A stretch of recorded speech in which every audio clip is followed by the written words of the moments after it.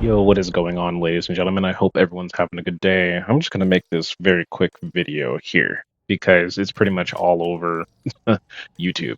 So apparently, Activision, Blizzard, Microsoft, whatever, essentially announced that at least for the release of Black Ops 7, we're not going to be having SBMM in the release of Black Ops 7, which I think is a good thing. However, what a lot of, unfortunately, YouTubers, as usual, are failing to acknowledge time and time again is the elephant in the room.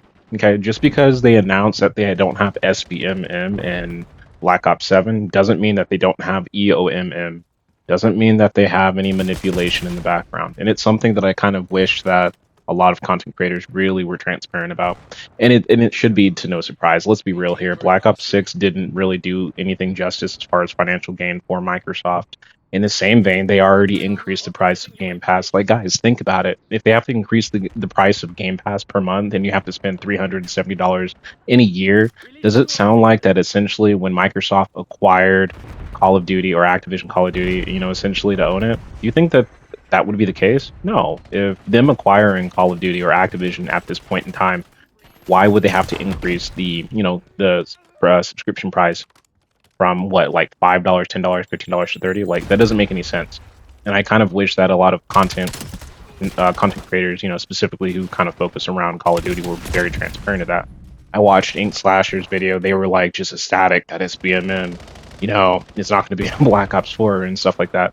And even exclusive A, it's like, come on, guys, you guys are just bankrolling on this stuff, and it almost seems premeditated at the end of the day. And that's what I pretty much have to say.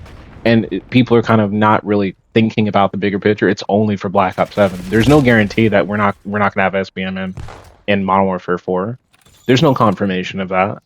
And interesting enough, it's on par with what Battlefield 6 did when it comes down to the open and closed weapons selection. You know what I mean? So if we have open mosh pit, closed mosh pit, it almost sounds like exactly what Battlefield 6 did at the end of the day. And no one wants to really pay attention to the fact that even Battlefield 6 has SBMM, but apparently that's not really a big enough issue for most people.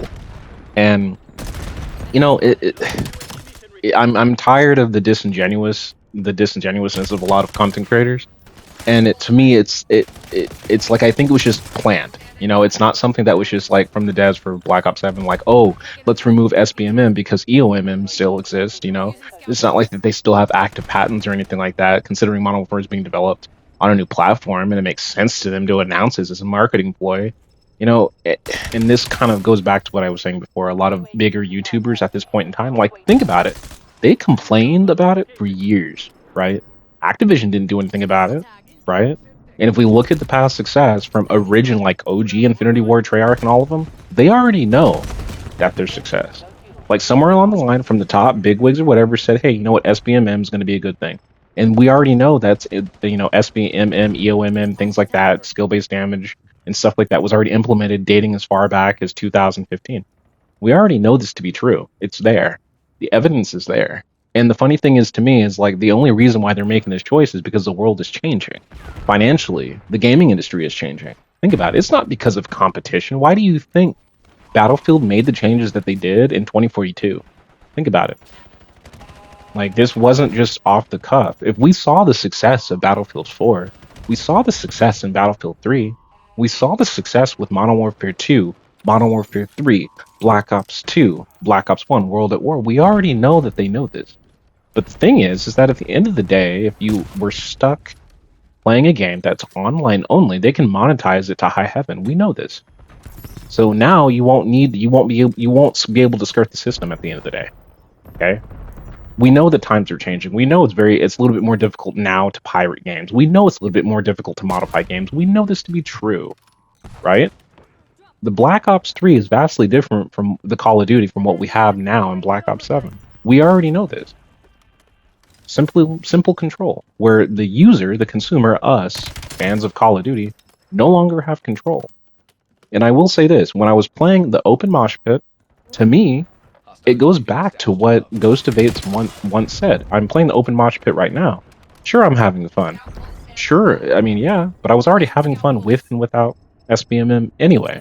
It didn't matter to me. Because it's not SBMM or EOMM that caused the issues. Yes, did I have a better connection at the end of the day with SBMM and or otherwise Open Mosh Pit? Yeah, with Open Mosh Pit, I actually had a better connection, but realistically, it made no difference. It made no difference because to me, there are times where I felt like if I'm going to play the Open Mosh Pit, right, just as a primary example, it's like an easy mode, lack of better words. Sometimes I want to be able to test my own skill. If I know that I'm going to be going up against people my own skill level and with SBMM on, then I don't want to really play obviously ranked because it's got limited modes that I really enjoy. I don't like hardpoint. I don't like overclock or whatever that one mode is. I don't like search and destroy. I like team deathmatch. I like kill confirmed, and I like domination. That's it. Ranked mode doesn't offer that. So when I look at skill-based matchmaking in the main modes that I enjoy in public matches, that doesn't bother me. It doesn't. I know that there's players better than me. I know that there's players worse than me. Open or closed mosh pit, whether it's skill-based matchmaking or not, doesn't make a difference to me. Now, the funny thing is that when I look at the bigger picture, we have a transition of content creators who, for example, Ink Slasher, Exclusive Ace, things like that, where they're heavily involved and influenced by what Call of Duty, Activision, Microsoft does. So to me, when I'm looking at when I kind of use my tinfoil hat or just thinking cap here, when they say, "Oh, there's no skill-based matchmaking," and then they immediately make a video like, "Oh my gosh, we did it, boys, we did it, we did it." I'm like, "No, you didn't. No, you didn't." It's literally a marketing ploy, but they have to at this point. They already know what works. They already know. So this isn't anything new, and it's funny because no one's really calling them out on it. They're like, "Oh my gosh, we did it," but okay, well, what about future Call of Duties? Oh yeah, we don't. What about EOMM? What about hit-based damage? Okay. What about latency? What about predictive servers? It's funny how people forget about this. I made a video on this about a while ago, and no one talks about it. Yes, predictive servers is a thing. Infinity Ward did a video on it way back when. It's probably buried in the Call of Duty videos, but no one's talking about it.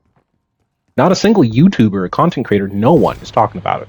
But of course, they'll get views, they'll make videos on it, and then just act like it doesn't exist.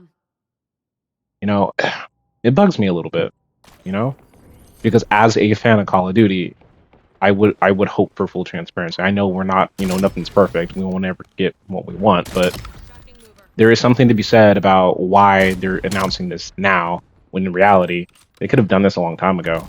It's a marketing ploy. So don't get it twisted. And remember always, ladies and gentlemen, peace be with you. See you guys on the next one. Ciao, guys.